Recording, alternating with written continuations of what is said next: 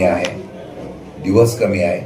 त्यामुळे निवडणुकीची प्रचार यंत्रणा कशी करावी, त्यांच्या काही अडचणी सूचना सगळ्या ऐकून घेण्यासाठी आज बैठक बोलवली होती. माझ्या माहितीप्रमाणे आम्ही उद्यापासूनच प्रचाराला सुरुवात करतो आहे. आज छाननी झाल्यानंतर चिन्ह देण्याच्या बाबतीत मला निर्णय होईल, परंतु आमच्याकडे चिन्ह तुतारीचं असल्यामुळे प्रत्येक पक्षाचे चिन्ह त्यांचे आहे. अशा पद्धतीने आम्ही निवडणुकीला सामोरं जातो आहे. आज त्याची बैठक झाली. चांगले सामान्य कुटुंबातली असलेले उमेदवार ज्यांना कधीच संधी मिळत नव्हती, निदान आम्ही आघाडी करण्याची घोषणा केल्यानंतर त्यांना संधी मिळते आणि 5-7 वर्षानंतर निवडणुका होत आहेत. साध्या कार्यकर्त्याला कधी संधी मिळणार म्हणून ती संधी मिळते याचा मला आनंद आहे आणि त्यांच्यामध्ये आत्मविश्वास आहे. नगराध्यक्षाच्या उमेदवार म्हणून सुवर्णाताई आहेत. मला वाटतं की येणाऱ्या काळामध्ये चांगल्या प्रकारचं साताऱ्याचं चांगले दिवस सुवर्णकाळ यावा म्हणून या नगराध्यक्ष आणि माझ्या सदस्यांना निवडून देण्याची विनंती मी या ठिकाणी सातारच्या जनतेला करतो. प्रत्येक वार्डाचे उमेदवार उभे राहणार का? नाही, वार्डाचे उमेदवार आम्ही प्रत्येक वार्डामध्ये नाही, काही वार्डामध्ये नाही आहे.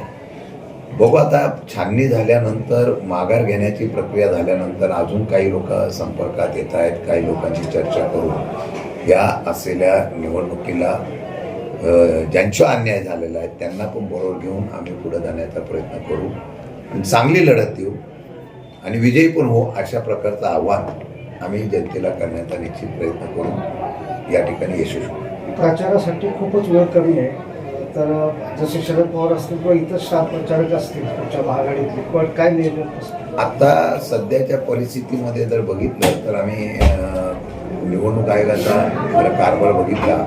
हा कारभार बघितल्यानंतर पहिल्या जर 30 दिवसाचा मध्ये पिरियड असायचा, आता अख्खी प्रक्रिया 25 दिवसाच्या आत उरकलेली आहे.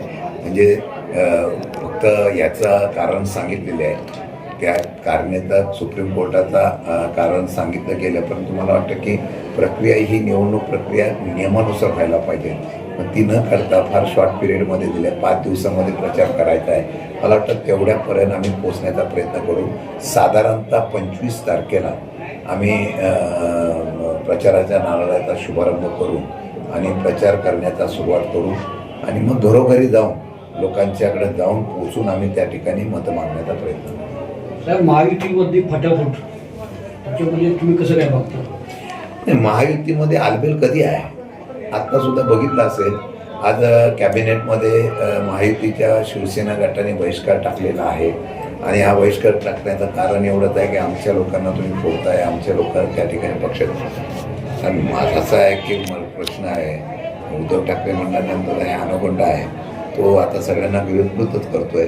आत्ता त्यांना जे पाहिजे नव्हतं, त्यांनी अमित शहाजींनी सांगितलं की आता आम्हाला उघड्याची गरज नाही, त्याची आता सुरुवात त्यांनी केलेली आहे. मला वाटतं की महायुतीमध्ये फूट पहिल्यापासून होती, पण नाईलाज म्हणून एकत्र येऊन ते सत्ता चालवत होते. पण भाजपने आता कुठेतरी कठोरची भूमिका घ्यायची असं चित्र पाहायला मिळतं आहे. आता कितीपर्यंत हे पुढं वाटचाल करतायत मला माहीत नाही, पण सगळीकडे फूट आहे ही वस्तुस्थिती आहे. प्रत्येकजण आपलं अस्तित्व टिकवण्यासाठी धडपडतोय. अशा प्रकारची शक्यता या ठिकाणी दिसून येते.